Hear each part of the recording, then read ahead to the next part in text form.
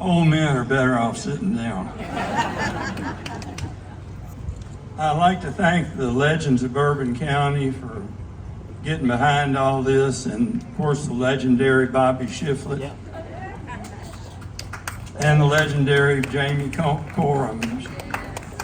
Such a wonderful job on Sunday Silence. It's captured his essence. Amazing, really. I think after this we're supposed to go up there and put the final touches on it, but I feel like I said just give me a dry brush, because I don't want to mess anything up. Well, back in '88, the bottom fell out of the horse market. What was worth $1 was worth about 25 or 30 cents. And I had bought 4,600 acres of land and all these mares. And, you know, back then I used to drink a little, and I said, I'm the Baron of Bourbon County. You know, you get to.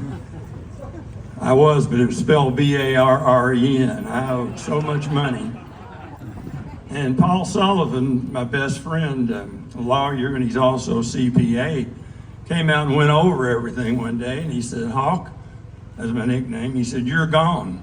He said, there's no way in the world you can pull this out short of some kind of a miracle.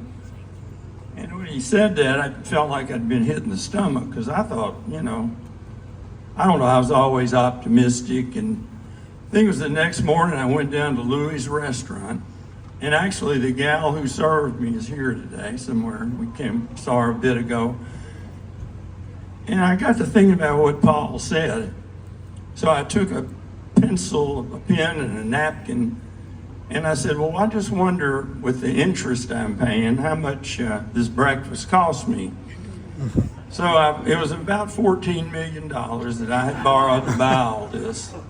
That's right. And as I say, everything had dropped down to be worth 30 cents on the dollar. So I took the pen and wrote it was 10% interest. So I took 10% of 14 million and divided by 365 for the number of days in the year.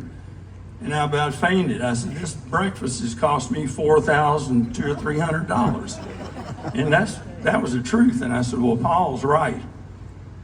So it was the next morning, I couldn't sleep much that following night. I got up about 3:30 and I was walking down through the farm, and the stars were all out, and I just looked up the sky. And I said, Father, if you can hear me, please send me something. I had 6 little children and a wife. And here I am, you know, thinking I'm a big shot, and I'm broke. And I didn't hear anything. It was the strangest things that ever happened to me. When I said that, I just had this, I didn't hear any words or anything else. I had this distinct feeling that I had been heard, because I didn't hear any words, like I said, but it just said, it's okay, everything's gonna be all right. And I took a couple more steps, and I said, well, I'm having a nervous breakdown. I've gone crazy. I think something out there heard me. And I mean, all that's a true story. I get goosebumps thinking about it. But anyway, it wasn't long thereafter that, that was in 1988. Charlie Whittingham called me one day, Mike's father, and Charlie had this horse out there, and he said, I said, Charlie, it was 7 o'clock our time, and it was 4 o'clock in California. And I said, Charlie, I'm afraid something was wrong. I said, what are you doing, Charlie? It's only 4 o'clock out there. He said, waiting on the help to get here. He always got to the barn early. And then I knew he had something on his mind. That's the way he was. He was kind of the master of the understatement. He said, you know, this big black son of a bitch I've got out here can run a little. That was the first positive comment I ever heard on Sunday Silence. That was from Charlie. And I said, really? He said, yeah, he can run some. Well, that was the first thing, as I say, about Sunday Silence. He went on, he lost his first start, as I remember, and then he came back and had to run against Houston, and he lost that too, but then he won his third start. And then Charlie ran him as a 3-year-old in the San Felipe. He won that, and then he won the Santa Anita Derby, and then he came in here and won the Kentucky Derby. Well, I said, you know, and Alec Campbell, who was a banker in Lexington, told me one day, he said, golly, Arthur, Sunday silence could save you. And I sort of thought, what are you talking about? I still was in denial, kind of, you know, as a fool is often. But he did save me. He saved my family, and he was a miracle. I mean, it was a blessing beyond belief. The Japanese were so kind. The American people didn't want to breed to him, but the Japanese made us a real big offer, and I wanted to stand him as a stallion, but as I say, there was no support over here. You know, a lot of people were talking about how he was a freak and a fluke, and he didn't have any pedigree, and he had sickle hocks, and he this, that, and the other, and they just kind of turned their backs on him. So I took the offer from Japan and paid down a lot of the debt, and everything's been good since then. I sold half that land off, so I was no longer the land baron, trying to do things sensibly. But he was a miracle, and I tell you, when he was born, he was just an ordinary foal. I saw him the next morning right after he was born, and he was spindly and, you know, skinny, and as I say, he had bad hocks. He was kind of crooked in front. We put him in the sale for the breeder, Tom Tatham, as a yearling, and he was going to bring $10,000 or $12,000. They didn't like him at the sale either. So I bought him back for $17,000. I took the ticket back behind the pavilion to Tom Tatham. I said, here, Tom, I bought that wishing well colt back for you. You went too cheap.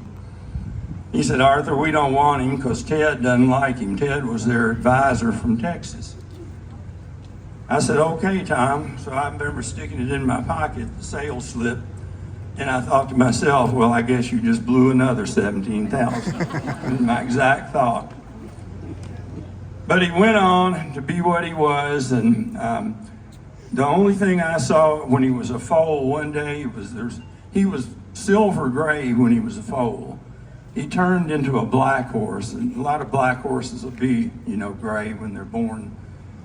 And I was going by the field, and I saw him out there. He was cutting in and out, running, and everybody else was just resting. So I called on the radio to Chester Williams, who was the broodmare manager, and I said, Chester, who's this little silver gray foal out here? He's running in and out, and he can fly, turning corners. He said, that's a wishing well colt. I said, oh, okay, well, he looks like a racehorse. Well, then Thanksgiving came, and he was on a farm out on the Georgetown Road that I used to have, and he got diarrhea, scours as we call it, and it was really bad. And Dr. Morrison gave him 23 liters of fluids, and I swear an ordinary horse wouldn't have made it through that. He covered the walls, you know, he was sick, very sick. He made it through it, and about noon, Carl, the veterinarian, a great veterinarian, said, if you're gonna die, you little son of a bitch, go ahead and die. I'm hungry, my turkey's waiting on me. But he didn't die. He fought his way through that. He went out to Charlie. I sort of jumped ahead of myself, but early on, Charlie had him, we tried to sell him in California in a sale out there, and he didn't bring his reserve either. Paul Sullivan had gone in with me on him as a yearling. And we got 32,000 offered, and we wanted 50 because they liked him by then. Mike was saying, you know, they liked him as he was galloping and everything. But still, people said, I wouldn't pay the training bills on him if you gave him to me. Stuff like that. I mean, truly, it was amazing. Billy McDonald, who was a great Irish agent, said, I wouldn't have him if you gave him to me. This is the way it was. He was like the ugly duckling. But anyway, so we sent him back to the farm from the sale, and the van turned over in southern Oklahoma. 2 or 3 horses were killed on it, And Sunday Silence was beat up pretty good. But they kept him in a vet clinic out there for 4 or 5 days and then put him on a van and sent him home. When he got out here to Stone Farm, he was all off behind. You know, he stumbled behind what we call a wobbler. And we thought he's done for. I mean, he was hurt pretty bad in this van. So Carl Morrison, who was our veterinarian at the time, again, called me maybe a week or 10 days later and said, you need to come down here to barn 16, you won't believe this. This horse is galloping through the field like a natural horse. I said, I can't believe that, I'll be right down. I went down there, he was doing the same thing he did at a foal. He was running and cutting around the corners. It was a miracle to me. I mean, he'd come out of this van wreck and the van driver had a heart attack and he died in the wreck, as well as the other horses. So I said, well, let's send him back to Charlie before something else happened. We sent him back out there, and that's the story. He went on and was the best. And I went in Louis one day again, and I told my brother Seth, I said, Seth, Charlie's got a real good 2-year-old out here. And Seth naturally should say this. He said, that's too bad. I said, what do you mean? He said, well, Mr. Phipps has the best horse he's ever had. I said, just my damn luck, you know. Well, you know what happened. It was a battle. Easy Gore was a great horse. We were very fortunate to beat him in the Preakness and fortunate to beat him in the Breeders' Cup. And Chris McCarron rode him in the Breeders' Cup. And what a ride he gave him. Chris, basically, I've always said, Chris, you saved my life. Stacy's and the kids. That's pretty much the story. The good Lord blessed us. And it's been a real miracle, and this is so rewarding to see all you all here today and to be here and to see that beautiful painting. And thank you, God, and thank you, Sunday Silence. Thank you.